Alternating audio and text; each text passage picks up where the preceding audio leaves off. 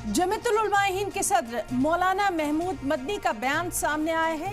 मौलाना महमूद मदनी ने कहा कि बांग्लादेश में जो हो रहा है वो इस्लाम के खिलाफ है। बांग्लादेश में हिंदुओं के खिलाफ तशद्दुद गलत है। मौलाना महमूद मदनी ने यह भी कहा कि मुल्क में जिस तरह का माहौल बन रहा है वो ठीक नहीं है।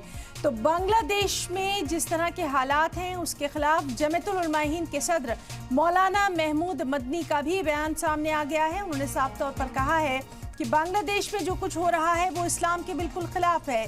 बांग्लादेश में हिंदुओं के खिलाफ तशद्दुद गलत है। मुल्क में जिस तरह का माहौल बन रहा है वो ठीक नहीं है। तो मौलाना महमूद मदनी का बांग्लादेश के हालात पर ये बयान सामने आया है।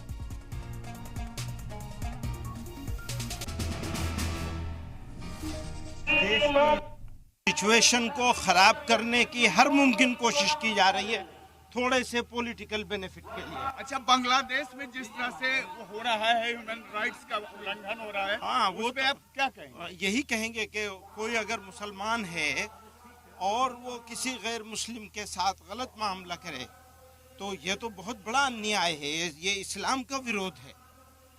तो आप बांग्लादेश से अपील करेंगे कि वो इसका हर मुल्क से अपील करते हैं कि अपने अक़लियतों की हिफाजत करें, उनको सम्मान दें।